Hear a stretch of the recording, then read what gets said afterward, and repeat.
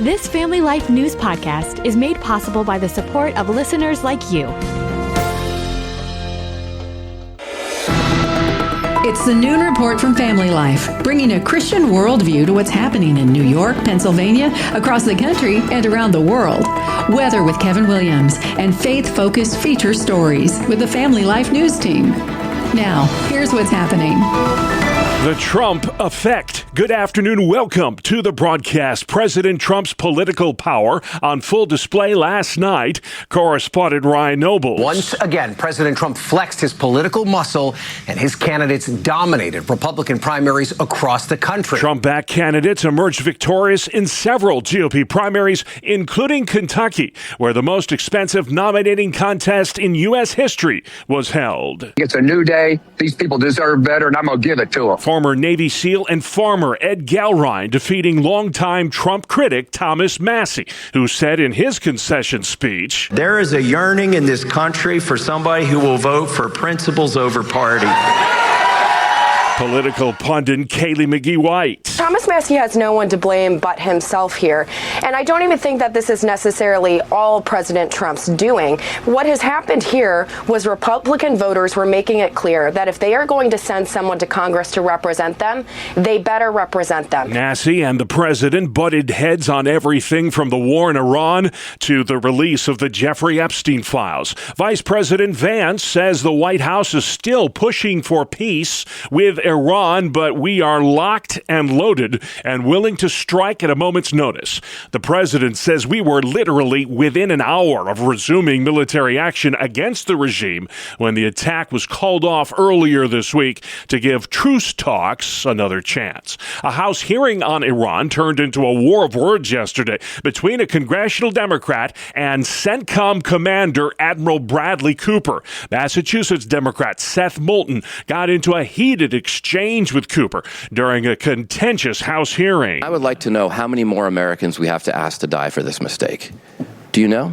I think it's an entirely inappropriate statement from you, sir. Fox's Ashley Webster says Iran continues to make demands as talks to end the war resume. Iran is reportedly asking for a laundry list of concessions, including lifting of sanctions on Tehran, releasing of frozen funds, an end to the U.S. naval blockade in the Strait of Hormuz, ending the war on all fronts, which includes Lebanon, and reparations to cover the destruction caused by the war. Iran's parliament today released a statement saying the Strait of Hormuz will forever remain in the possession and the management of Iran. Acting Attorney General Todd Blanche is defending a nearly $2 billion anti-weaponization fund set up by the U.S. Justice Department. It's not limited to January 6th or to Jack Smith. There's no limitation on the claims. The funds will compensate allies of President Trump who were unfairly targeted by the Biden administration.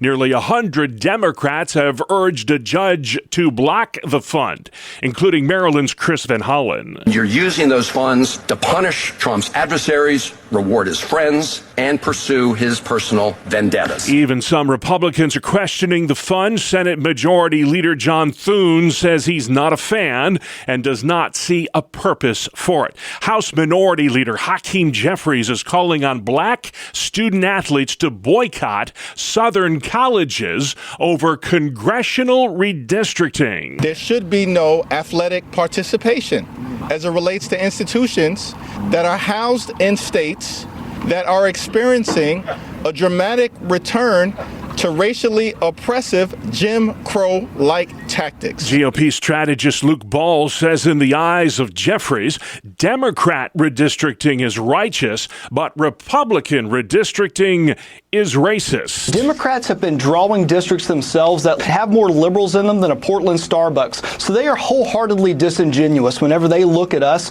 and say that we are somehow racist for utilizing the power vested in the state legislatures to actually get stuff done. Last month, the U.S. Supreme Court ruled race-based gerrymandering gerrymandering is illegal. In a high-stakes case out of Louisiana, 9 states have already redrawn their congressional maps. 3 more are considering it in the run-up to the November midterms. President Trump delivering the keynote address today at the 145th Annual Coast Guard Academy commencement ceremony. 225 cadets are receiving their diplomas today in New London, Connecticut. The commander-in-chief last addressed the Coast Guard Academy in 2017. Smoke from California wildfires is now affecting air quality in the City of Angels. CBS News Los Angeles meteorologist Danny Roberti. Super smoky in portions of Southern California, all because of various wildfires burning, and that smoke is spanning miles upon miles because of the shift in the winds. The fire, some 40 miles northwest of L.A., has consumed nearly 2,000 acres in the hills surrounding Simi Valley. The World Health Organization says the risk is low for a global spread of the Ebola outbreak in Congo and Uganda. More than 600 cases of Ebola have showed up there so far. An American missionary doctor is among the infected. There are 179 confirmed deaths so far. There's an investigation in New York City today after a deadly incident in Midtown Manhattan. Reporter Lilia Luciano. 56-year-old Donikai Gochai fell into an uncovered manhole managed by Con Edison, the energy company that serves New York City. According to the NYPD, Gochai opened the door of her Mercedes-Benz SUV and after stepping out of the driver's seat, plunged into the 10-foot hole. Con Ed says video evidence indicates a truck dislodged the cover when it drove over it some 12 minutes before the woman fell in. Russian President Vladimir Putin is meeting today with Xi Jinping in China just days after President Trump was in Beijing. The two world leaders were seen shaking hands during a welcoming ceremony. In their talks, Xi reportedly told Putin that further conflict between the U.S. and Iran was inadvisable. Still to come on the Noon Report, hailstorm hearing in Gowanda, districts that did not pass their school budgets, and discombobulated birds over Erie, Pennsylvania. Good afternoon. I'm Kevin Williams. Well, the heat's off. Cooler air is arriving following the passage of a cold front. I've got the numbers and your complete forecast up in 10. All right, Kevin, we'll see you then. Thank you very much. Let's check the stories making news across New York and Pennsylvania. The vast majority of New York school budgets were approved yesterday by voters, but a few were not. Some of the no votes include Spencerport, Grand Island, Rome, Odessa Montour, Lindenville, Randolph, Cuba Rushford, West Valley, and Prattsburg Central. Those districts will have to vote again on slimmed down budgets next month. Nearly 40 million of us will be traveling at least 50 miles from home for the upcoming Memorial Day weekend. That's despite a sharp uptick in gas prices. Auto mechanic Wes Adams says you can maximize your fuel economy by driving the speed limit. Not a lot of people recognize that as you increase speed, the aerodynamic effect is actually pretty substantial. When you go 75 plus, miles per gallon drops pretty fast. Adams telling Spectrum News keeping your tires properly inflated will also help you get more bang for your gasoline buck. Household debt is up as more people fall behind on paying for things like cars, homes, and utilities. Karen Rando with the Consumer Credit Counseling Service in Rochester, New York, tells Spectrum News that interest rates on those credit cards is clobbering consumers. If you're using your credit cards to pay everyday expenses, your groceries, maybe even utilities or other bills that you have coming in, you're not paying that off every month. That's a warning signal. Rando says wages are not keeping pace with inflation, and that means more people than ever before are running out of month at the end of the money. It's going to force people to reevaluate what they're spending their money on and to determine, can I continue living the way I have been? Total household debt in this country for the first 3 months of this year, $18 trillion. That's 18 trillion with a T. New York Democrats want to ban so-called surveillance pricing. It uses customer information to set the price on the stuff you buy in grocery stores. Deputy Senate Majority Leader Mike Gianaris. This is something that is squeezing people at a time when they're struggling to pay their bills and get their families' budgets in order. Gianaris says surveillance pricing allows corporations to employ deceptive tactics in order to drive up prices on those who can least afford it. He hopes to get the measure to ban surveillance pricing into the final budget before lawmakers adjourn early next month. With primary day in the rearview mirror, it's off and running for the general election in Pennsylvania. Incumbent Democrat Josh Shapiro taking on State Treasurer Stacey Garrity for all the marbles in the governor's race. Yesterday, Republican voters nominated Pittsburgh area attorney Jason Ritchie to be Garrity's running mate. New York's primary election is Tuesday, June 23rd. A Western New York SUNY school is cutting back its academics. More from Family Life's Mark Webster. Yeah, times are tough at SUNY Fredonia, which has announced it's cutting more than 20 programs and minors in an ongoing drive to deal with a large budget deficit. Among the undergrad programs being axed, economics, mathematics, physics, political science, and audio-radio communications. Graduate programs in biology and music composition and music therapy will also go. The 150 or so students now in those programs will be able to complete their studies. Mark Webster, Family Life News. Thank you, Mark. Trading textbooks for trooper training. That's the gist of a new partnership in Western Pennsylvania. More on that from Family Life's Brian Query. Pennsylvania State Police and Slippery Rock University have launched a program allowing criminology and criminal justice students to earn college credits through the State Police Academy. Eligible seniors can complete academy training during their final semester and graduate while preparing to become state troopers. State Police say the effort supports higher education and hands-on career preparation.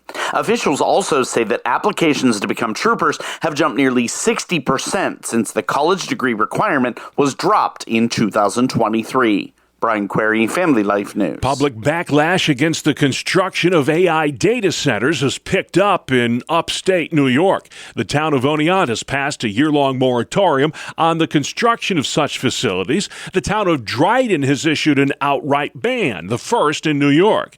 Democrat Anna Kellis represents Cortland and Tioga counties in the New York Assembly. New York State is a target for data centers right now because of the unique combination of cool temperatures and abundant fresh surface water. She wants a statewide 3-year moratorium on the construction of any more AI data centers due to the vast amount of water they use, as well as the energy they consume. 8 corrections officers were attacked by inmates in 2 separate incidents this month at the Collins Correctional Facility in Western New York. 6 of those prison guards had to be treated at the hospital. Those attacks come as debate continues over criminal justice reforms in New York. Pennsylvania politicians are proposing changes to SNAP benefit cards. Family Life's Sarah Harnish says it's all in an effort to enhance security. The bill would require a transition to chip-enabled EBT cards to protect against skimming. The cards lack the security technology that protects credit and debit cards against skimmers, and stolen SNAP benefits are no longer being replaced. The State Inspector General's office reported that more than $15 million in SNAP benefits were stolen through skimming devices in 2024. Sarah Harnish, Family Life News. Thank you, Sarah. Gowanda, New York residents affected by a hailstorm in late March are looking for answers regarding property damage and insurance claims. Many vented their frustration at how those claims are being processed during a town meeting last night. I have siding damage. I have screen damage. I have a lot of roof damage. Kathy Booth tells WIVB she filed a claim with her insurance company and is not happy with the response she got. It's frustrating because they want to lowball the amount, what it's going to cost to replace the roof and what it's going to cost me to replace the siding on my house. Cattaraugus County leaders are working to document damage from the hailstorm and are encouraging all affected residents to to report their losses, even though insurance companies are being less than cooperative there in the town of Gowanda. A Pennsylvania wildlife expert is urging bird lovers to see the light by dimming theirs. Holly Short with the Erie Bird Observatory tells Jet TV millions of migrating birds can get discombobulated by too much artificial light. It's really important because birds migrate at night to turn off any unnecessary lights, any lights that are shining upwards into the sky, turning those off or putting covers on them so that they shine downward in order to prevent that disorientation. We want to make sure that birds are migrating safely. Short says the mass migration of birds above Erie, Pennsylvania will continue for a few more nights. Sports next. It's the 2-minute drill on the Family Life Noon Report. Less than 8 minutes left in the game, and you're down by 22 points. Game over, right? Not so fast. Good afternoon, I'm Randy Snavely. Bob, the Knicks stunned the Cleveland Cavaliers with a huge comeback to take Game 1 in their series in overtime, 115-104. Jalen Brunson led the way. He scored 38 points. 16 of them came in the fourth quarter. And how about Landry Shamet? He came off the bench and knocked down 3 key three-point shots in the comeback. Donovan Mitchell, top dog for the Cavs. He had 29. All right, to baseball. The Bronx Bombers got home runs from Ryan McMahon. He hit a 3-run shot, and Ben Rice a 2-run blast. And they came back to beat the Blue Jays 5-4. The Mets didn't fare quite as well. James Wood of the Nationals hit an inside-the-park grand slam, and that helped Washington to a 9-6 victory over the Amazons. The Pirates battled their way back to even things up with the Cardinals scoring 2 times in the top of the 9th, but Ivan Herrera hit a walk-off 3-run blast in the bottom of the 10th. That gave St. Louis a 9-6 victory. Too much Chase Burns for the Philadelphia Phillies. The Cincinnati hurler struck out 9 over 6 innings, and he lowered his ERA to 1.83 on the season as the Reds knocked off Philadelphia 4-1. Elsewhere around baseball, all of these teams picked up victories. The Rays, Guardians, Red Sox, Astros, White Sox, Athletics, Braves, Brewers, Dodgers, D-backs, and Texas, they shut out Colorado 10-0. That is a look at sports. Thank you, Randy. Still to come on the Noon Report, Trump effect at the ballot box, the weaponization fund, and porn's impact on young girls. Welcome to Breakpoint, a daily look at an ever-changing culture through the lens of unchanging truth. For the Colson Center, I'm John Stonestreet. Well, this year, as America remembers those who shaped our nation over the last 250 years, at the top of our list of those to honor should be Dr. Mildred Fay Jefferson, someone who dedicated her life to fight for the unborn. Born in Texas, the only child of a Methodist minister and a schoolteacher, Mildred Jefferson would follow the town doctor around as he went on his rounds. From his horse and buggy, he told her that if she wanted to be a doctor, she should just go right ahead and do it. And so she did. In 1951, after graduating from a segregated public high school, Jefferson became the first black woman to graduate from Harvard Medical School. She was also the first woman to intern at Boston City Hospital, the first female surgeon at the Boston University Medical Center, the first woman admitted to Boston Surgical Society, and a professor of surgery at Boston University Medical School. Over her career, Jefferson was awarded 28 different honorary degrees. Coming from the segregated South and an era of intense racism, Dr. Jefferson's accomplishments in medicine as a black woman is cause enough to celebrate her life. However, she should also be remembered for her tireless work to oppose abortion. In 1970, the American Medical Association decided it was ethical for physicians to perform abortions in those jurisdictions where they were legal. Dr. Jefferson saw this as a travesty. She believed it violated both the Hippocratic Oath and Judeo-Christian ethics, so she immediately began working for the pro-life cause in the state of Massachusetts, co-founding the Massachusetts Citizens for Life organization.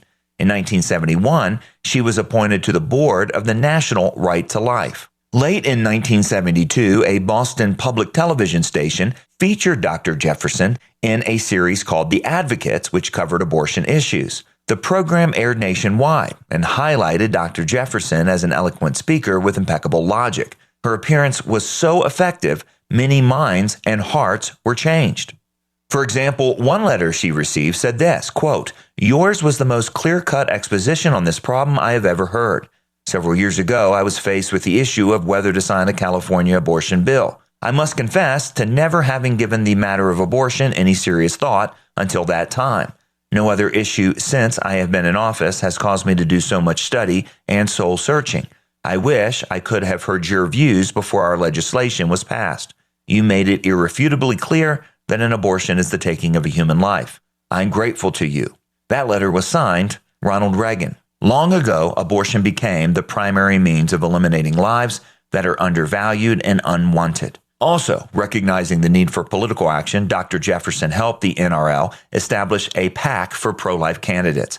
In her testimony before Congress, she urged people from all walks of life to be involved in the pro-life cause, recognizing that it was not just an issue for women. Quote, "The fight for the right to life is the cause of every man, woman, and child who cares not only about his or her own family, but the whole family of man." And she also called students into the movement, saying, "I hope that wherever students have a Department of Women's Studies or Black Studies, you will have a corresponding pro-life movement," end quote.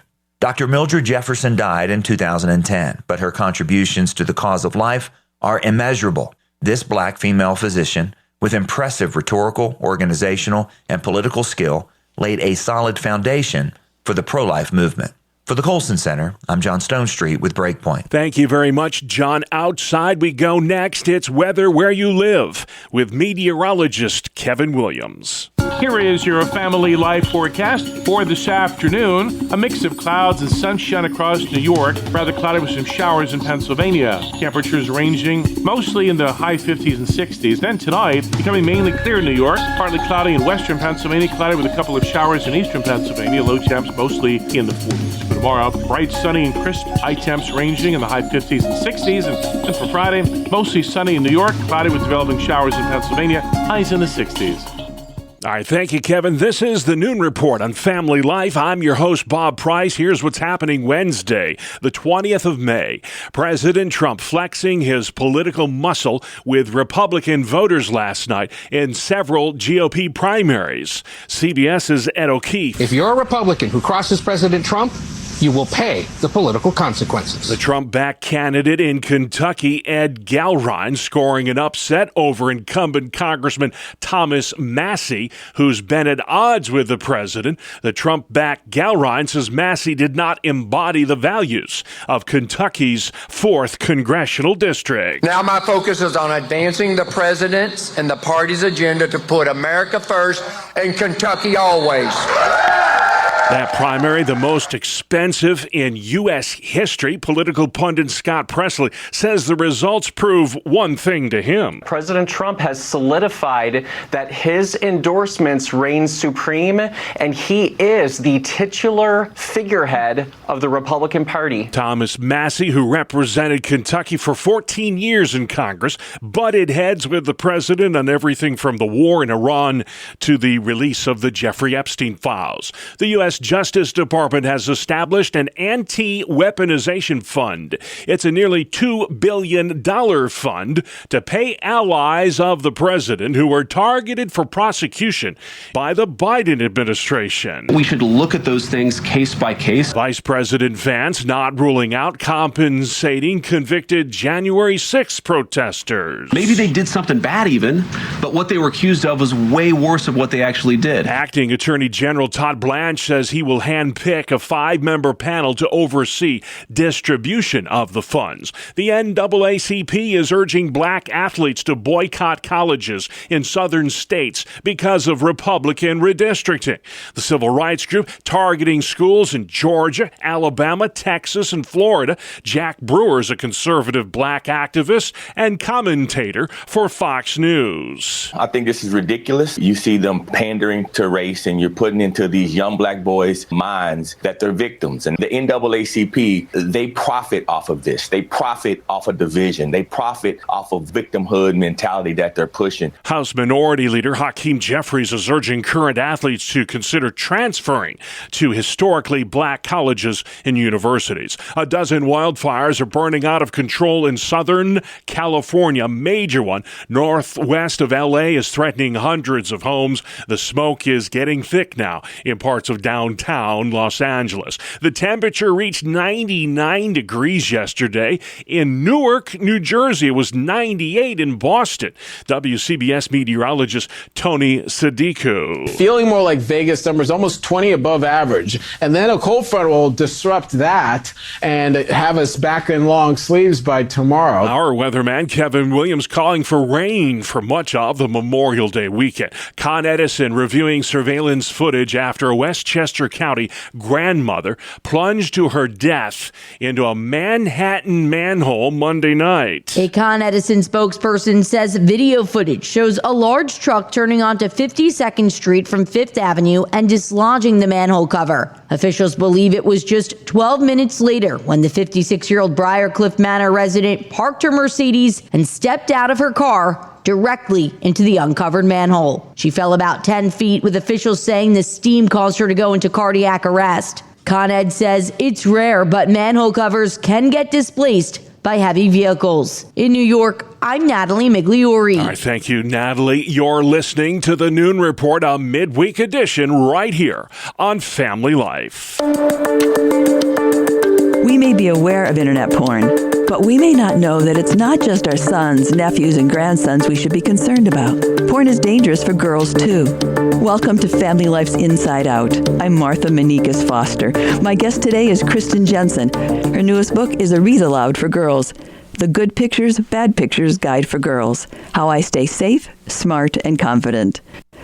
So Kristen, for people who've not heard much about pornography as it appears today, talk to us about the content of pornography and how what a person can see with a couple of clicks on their phones compares to what they may have seen or heard about that appeared in Playboy magazine, for instance, in the 1960s. You know, we're talking about the AAA threat of porn. It's accessible, anonymous, and affordable, you know, with smartphones and tablets and the internet everywhere. It's accessible on social media, in books, podcasts, fan fiction sites, YouTube, streaming services, and on and on and on. And kids can get to it with a few clicks or taps on a screen.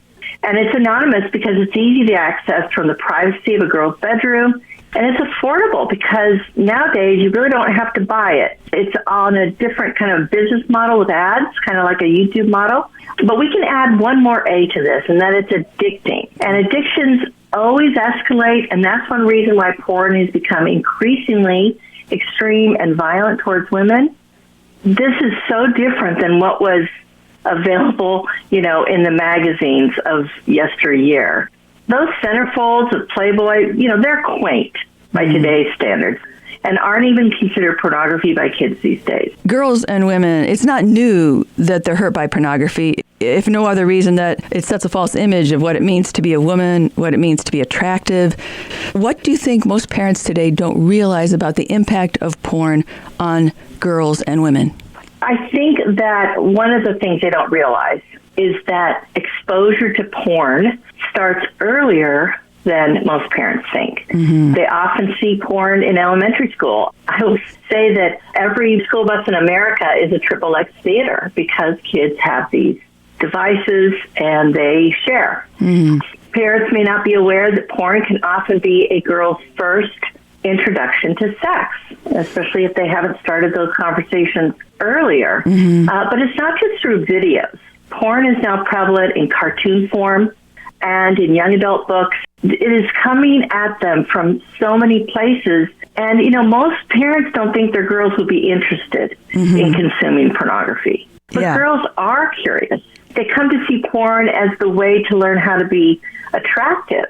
Martha, that portrayal of inhumane objectification and violence sets up girls for lifelong struggles with lower self-esteem, poor mental health, and it can also affect their ability to enjoy a trusting, intimate marriage. Mm-hmm. But I think the most important thing for parents to remember is that when girls view or read pornography, not only can they become addicted to it, they can become more accepting of sexual violence against themselves. Right. So as we're looking for, those of us listening, what at least a first step can be, can you talk to us about the first step? I teach parents that children need three things. And the first is a simple, age-appropriate definition of pornography so they can recognize it. Mm-hmm. Second is a warning so they know exactly why it's harmful to them. And then third is this can-do plan. So we need to teach girls a definition, a warning, and then that plan. And the moment they're exposed, first step would be, close their eyes, right? Turn away from it. Every moment that you look at it is making that memory, deeper and deeper into their brain. And then they need to report it, to name it. And then what do you do when those memories come back? How do you retrain your brain to think about something else? If you are hopeful, what makes you hopeful? Well, what makes me hopeful is I know we can make protective conversations comfortable for parents while helping girls reject objectification, helping them avoid addiction, and helping them build, a healthy body image for life. I feel hope because many women are shining a light on the dark problem of pornography, and that light is really very empowering for girls.